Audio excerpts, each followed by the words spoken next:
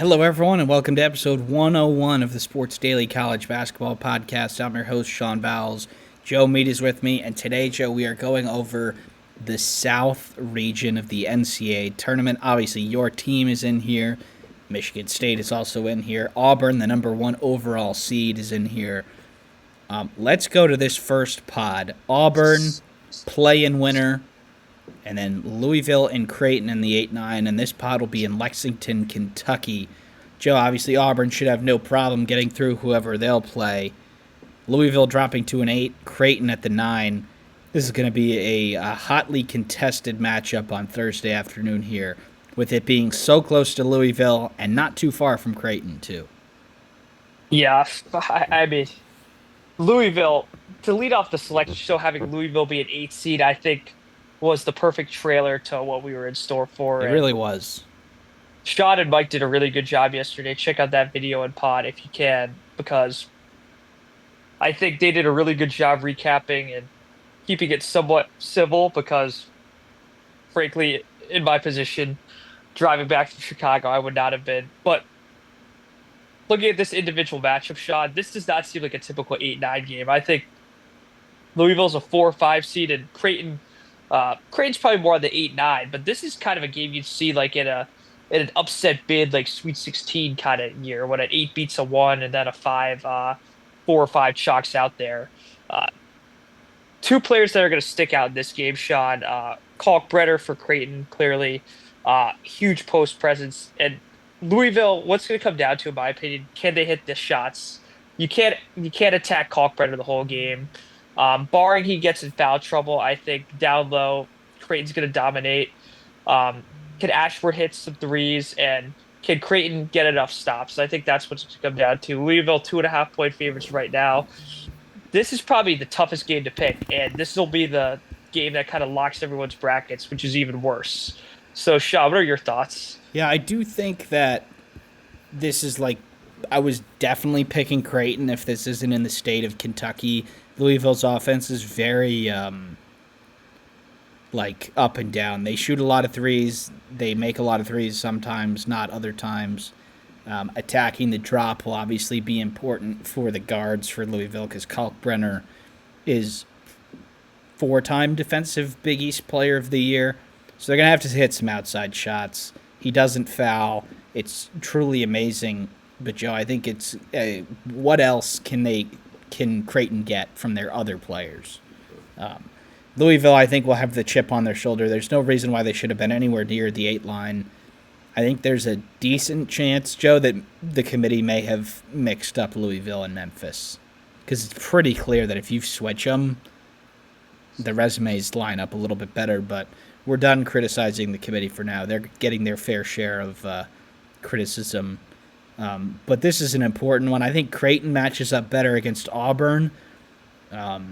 But I think Louisville, with the chip on their shoulder, being in the home crowd, I think I'm going to go with the Cardinals. But even that, I think it's like a 55-45, maybe a little bit better than a coin flip chance for Louisville. But who do you have? I think Auburn should get through here. I think Creighton could cause some trouble, but who do you have in this 8-9 game? I don't like doing this because my head tells me Creighton, but my eyes tell me Louisville. I think Terrence Edwards Jr., Chucky Hepburn, I think one of those guys makes enough plays to.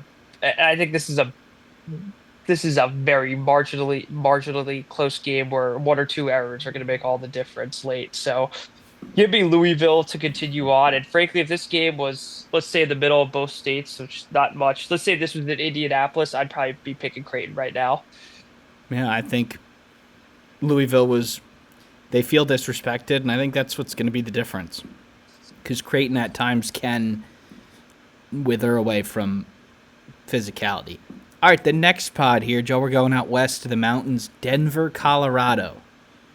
The first game will be Texas A&M and Yale, or not the first game, but the 4-13 will be Wade Taylor and Texas A&M versus John Poulikitis, Bez Mbang, and Yale.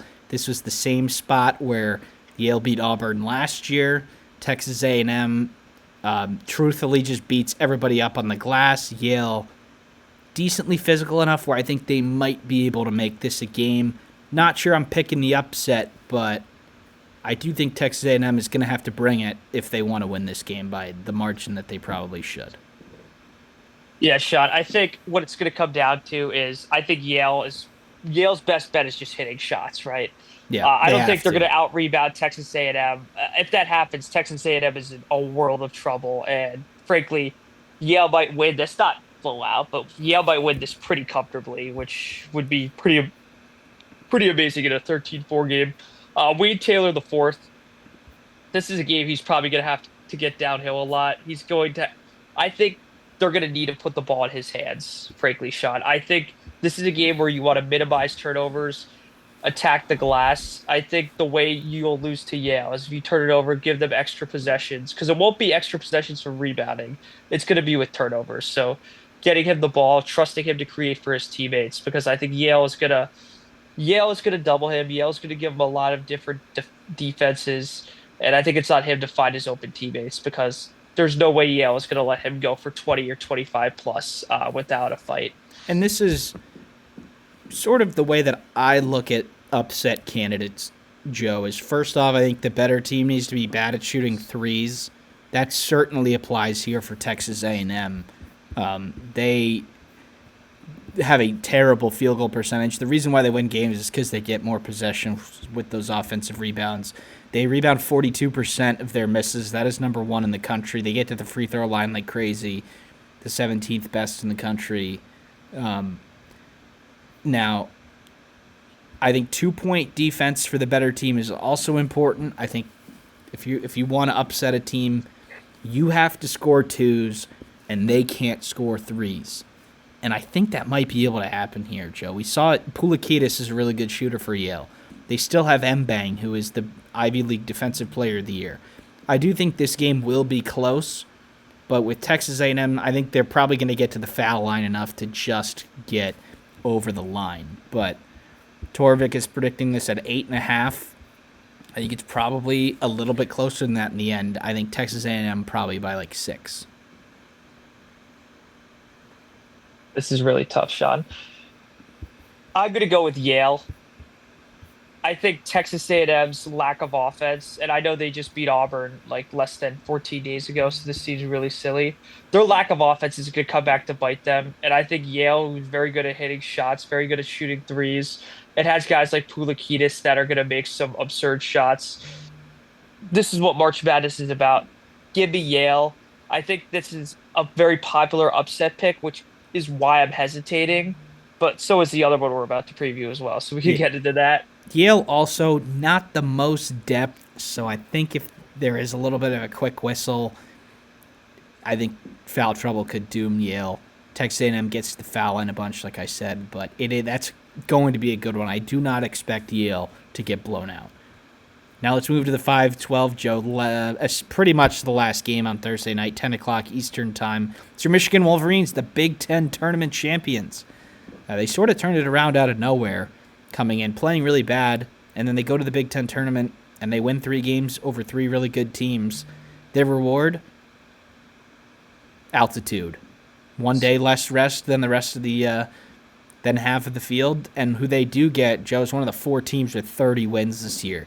The Tritons from UC San Diego.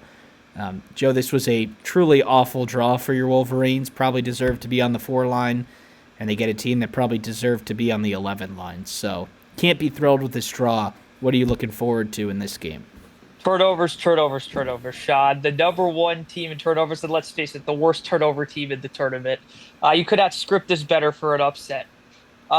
Metric wise, I think it speaks for itself. You know, you read all the bracketologists, read all the predictions, all the metric guys saying, listen, the way you see San Diego's going to win, they shoot threes very well. Michigan does not. And the one absolute advantage Michigan does have here, Sean, height. 6'8" is the tallest rotational player for UC San Diego. Uh, the Argentinian guy, I'm not even going to try to pronounce his name because I'm going to get it wrong. And He's really good. If you watch yeah, before the first media timeout of this game, you'll figure out his name. yeah. Well, hopefully his name because I doubt the announcers could get it right Yeah. either. But Sean, this is going to come down to Michigan not giving them extra possessions in a very similar way to Texas A&M. I think whatever team between Texas A&M or Michigan, I'll just put it to you this way. Without knowing anything about the results of this game, you show me the turnovers of each team. Whichever team turned it over the most is the that's going to get upset. I just truly believe Michigan with Wolf and Golden, that's something you're not UC San Diego might see on film, but it's not anything like they've seen. I don't doubt that they could cover one big man, but two at the same time. Probably want to get Wolf in foul trouble, maybe gas Golden out a bit, make him work extra hard for his points.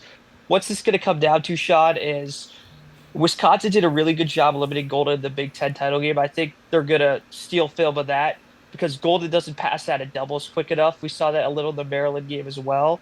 If UC San Diego could get Wolf and Golden to pass out of doubles late, Michigan rushes their threes and UC San Diego hits theirs, I think it's really plausible for an upset. Sean, before I give my prediction, any last thoughts? Yeah, obviously, I've got a little bit more in-depth stats to go through here. Analytically, this game is like a slight Michigan lean. They're about 3-point favorites, depending on where you look, whether it's analytics, betting, any of that. Joe, this is the true nightmare matchup for the Wolverines, and I think this will be a popular upset pick. And I'm going to go with the Tritons here. You look at, I think it is rebounding versus turnovers. I think the teams will probably end up around the same amount of shots, unless there's a big foul disparity. UC San Diego did have some trouble with Irvine's big man in the Big West game, but they found a way around it with a zone. And other teams have done that to Michigan this year. Obviously, Trey Donaldson is kind of the key to this whole Michigan comeback. And these UC San Diego guards, they'll probably take turns covering him. They not only do they turn people over, Joe, but they're the second best team in preventing turnovers of their own. So I think let's look at the field goal totals. Who gets up more shots? And I think that's going to be UC San Diego. They shoot it well at 37%. And they also have a good 2-point percentage, which I think is important in these upset games. You have to have some easy buckets. They're over 56% on the season from two. They've played two power conference games in the non-conference, and they rebounded very well in both those. They played San Diego State on the opening day. They rebounded 83% of the other team's misses, and then against Utah State, they rebounded 71% of the other team's misses. So there are some games where they've given up a ton of offensive rebounds, and maybe if they go to a zone, it will be tough to rebound, but I think it's more of a sure thing that Michigan turns it over a lot than wins the rebounding battle, so I have to go with the upset here. This game reminds me a lot of the New Mexico Clemson game last year, which, for those who recall, New Mexico as the 11 was favored over a 6-seeded Clemson. Clemson ended up going all the way to the Elite Eight. Now, I'm not saying Michigan's going to do that. What I'm saying, though, is these popular upset picks, I'm not claiming some Vegas conspiracy. We all know those are true. I just truly believe the most picked upset rarely happens. That's what I'm saying. In fact, I think it's never happened, at least in the last 10 years. I think this is probably going to be the most picked upset shot. Is that fair? Like a true upset, not 8-9. Well, there's another 12-5 where the 12 is like 4 or 5 point favorites.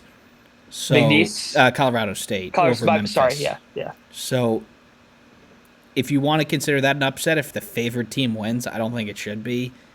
But yeah, this is going to be a favorable picked one. I think that this matchup reminds me of Wisconsin James Madison last year, Joe. Wisconsin went into the Big Ten tournament not playing great. They turn it around, they win it, and then they don't really show up to game one. I think with it being on a short rest in altitude, I think the legs might be a problem for Michigan here. And UC San Diego only had to play 2 games in their conference tournament. They got all the way to the semifinals, and they were done a day early. I think that so many things are in their favor that I cannot go with Michigan here. Yeah. The one thing I will say, I'm just going to go with the fact, I think Vlad Golden. Yeah, he's going to have 20 and 10 at least. Aside from the Big Ten title game, he's been a first-team All-American since February. I think that's impossible to deny. I don't think they'll whether Michigan wins or loses, I don't think they'll have a solution for Vlad Golden or a full-time solution. I think they're going to occasionally pick their spots and they'll succeed because they're well coached. But ultimately, I think Michigan's post presence and their bigs are too much. And I think the biggest thing for Michigan is they just can't fall behind too much. I think they have to stay within two or three baskets, similar to what they did the Big Ten title game, because I think if you fall down 10 or 15 early, I think they could make up that hole, but I don't think they could dig their way completely out of it. I think that's the biggest key. Yeah, Don't get buried. but I think the Michigan forwards are going to outplay the UC San Diego forwards tremendously. And then I think the guards for UC San Diego, Michigan's guards have been a problem at times this year. Trey Donaldson's playing great. I think he's going to have to play well for them to win this game. Yeah. It's a in one aspect of the game you're going to get seriously outplayed, and it's going to be which margin ends up being closer. I think Trey Donaldson has to have a good game. Michigan could win, but if he doesn't, it's going to be tough for the Wolverines. It's a tough draw. Yeah. But all right, Joe, we got half the bracket left, and we spent a lot of time on those first two pods. But this is a good time to remind everybody to please join the ESPN Tournament Challenge group, Sports Daily group. There's a link in the bio on Instagram. There'll be a link in the bio under this video. There's a prize for a free T-shirt. So let's hope that we can get a ton of people in there, and then it can end up being a good contest like our college football playoff pool was. All right, Joe, we got two more pods here. Milwaukee, Wisconsin, the Pfizer Forum. We got Ole Miss at the 6th line, and then we got the play-in between North Carolina and San Diego State. We've got Chris Beard here. We've got Hubert Davis. UNC is hearing all the noise that they shouldn't have been there. I think despite the fact that they should not have been there, I think they're going to beat San Diego State. And I think they match up well with Ole Miss, too. But obviously hard to preview this game before we know who's playing in it. But I think UNC might be able to make the round of 32. Yeah, Sean, UNC, criticize their resume and their inclusion in this all you want. You can't criticize the talent they have. Yep. This was a team who was top five in a lot of preseason polls from the time we do the rosters in May to November, and then kind of after Maui, we forgot about UNC, and then they kind of re-entered nationally most people's minds whenever they played Duke, and of course on Sunday. I think for Ole Miss, what it comes down to, Sean, is Jaden Brakefield. It's going to be their stars. They're going to have to outdo the UNC stars or the San Diego State stars. A large part of me does think Ole Miss could be a very good sleeper pick in this region. Chris Beard is someone in March I highly advise betting against unless you have a real nudge on something, and that's why I think Ole Miss is Ole Miss, like as an underdog. I think it's very good value. I'll just put it to you that way, Sean. No matter how far they make it, I'm hard pressed to believe they won't play good defense, hit shots, and get to the basket when they have to. Yeah, they've beaten some good teams by a lot. If you go back, they beat Colorado State handily. They beat Louisville by 23. They have good wins in the SEC. They beat Alabama. They beat Kentucky. They beat Tennessee. Like, they are capable of beating some of the best teams. It's just going to come down to, first of all, who they play. I think San Diego State offensively is not good enough to win 2 games in a row. North Carolina is. Obviously that might affect your bracket selection. You can change the bracket after who you know they're playing. I'll certainly change a couple of mine back to Ole Miss if San Diego State can win that game tomorrow night. But obviously they don't know who they play yet. And the other game in that pot is Iowa State versus Lipscomb. Iowa State limping into the tournament. Keyshawn Gilbert will not play a part of it. Joe, it's pretty clear that Iowa State is the weakest 3 seed. Lipscomb probably the best 14 seed. I think if there's an upset on the 1, 2, or 3 line, this is where it's going to be. Absolutely, Sean. I think in terms of 3 seeds with the least momentum, it is by far Iowa State. And excuse me, frankly, aside from Purdue, the projected seeds, Purdue's probably the only other team that's coldest. Now you could call Auburn cold. They lost to 3 top 10 teams, and 2 top 10 teams and 1 top 25 team. I wouldn't call that necessarily freezing cold. Iowa State just losing your best player, I think that's devastating. I think they can certainly get past Lipscomb, probably even at Ole Miss, UNC, or San Diego State. I'm just hard pressed to think that a Final Four run is in them now. I think they lost their best battery. And um, the Gilbert has tried to play recently. He hasn't been right. Um, they've they were great early on. They're still probably good enough to get to the Sweet 16, I think. And I still think they'll probably beat Lipscomb by double digits, but Lipscomb has some older players. They can make threes. They can defend twos. It's just like you got to do a couple things right to beat a team that's of the power conference. I think Lipscomb might be able to do that. Maybe a first half or something to go for there, but Joe, Iowa State has some holes. I think whoever comes out of that 6-11 game will think that their chances are pretty good to go to the Sweet 16. 1,000% Even Sean. though we think Iowa State should still get there anyway. Right. All right, the last region we've got here, the Cleveland, Ohio Rocket Mortgage Arena quad. We've got Marquette and New Mexico here. Thought Marquette was an 8, thought New Mexico was a 9. We get the matchup anyway. Shaka Smart in March, Richard Pitino in March. Teams both have really great lead guards. Donovan Dent for the Lobos and Cam Jones from Marquette. Joe, in all seriousness, these teams are playing for a shot against Michigan State.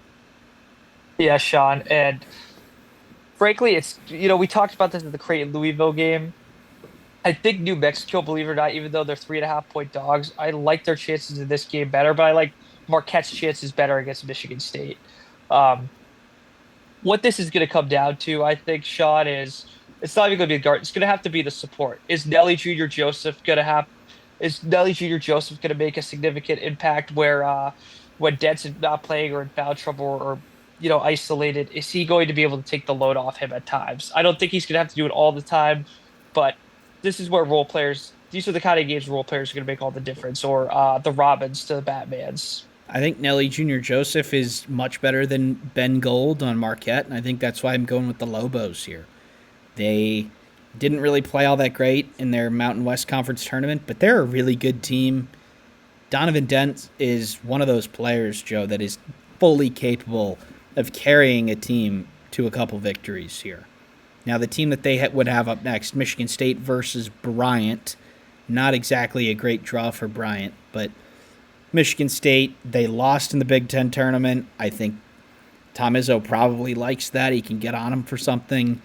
And with it being in Cleveland, you'd have to give Michigan State a really good chance to get to the Sweet 16.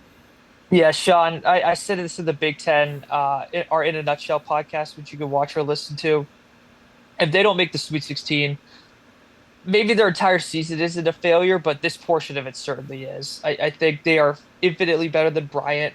The spread shows that. I think would Cam Jones be the best player on Michigan State? Probably, but Definitely. Michigan State's depth of scoring, Yeah. there's no way. Holloman's going to get in his head before the first Yeah, media timeout. exactly. And then in terms of New Mexico, who you did pick, and Yeah. I do think they beat Marquette as well.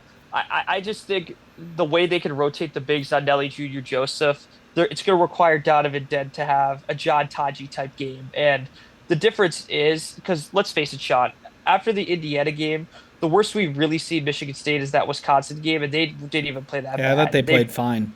Yeah, they didn't even play that bad. They just kind of got, I think they got game stated with Taji, to be completely real with you.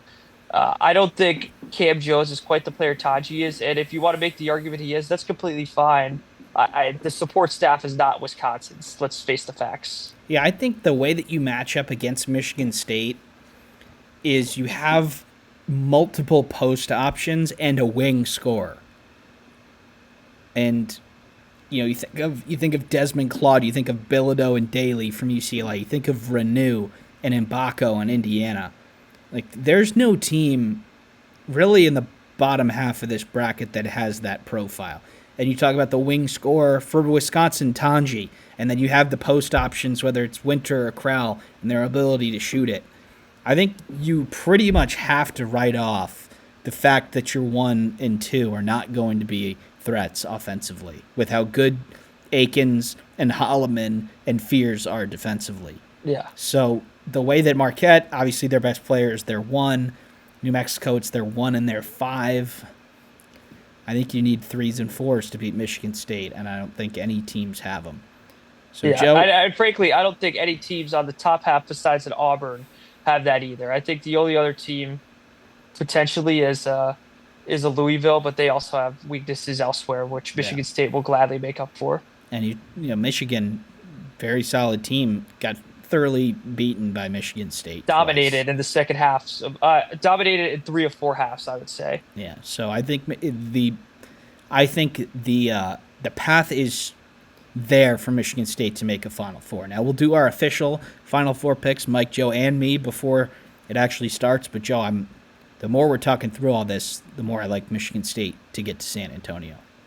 Yeah, same, Sean. And I think the committee probably wants a Michigan State Auburn game in Atlanta. I think that'd be a very entertaining game.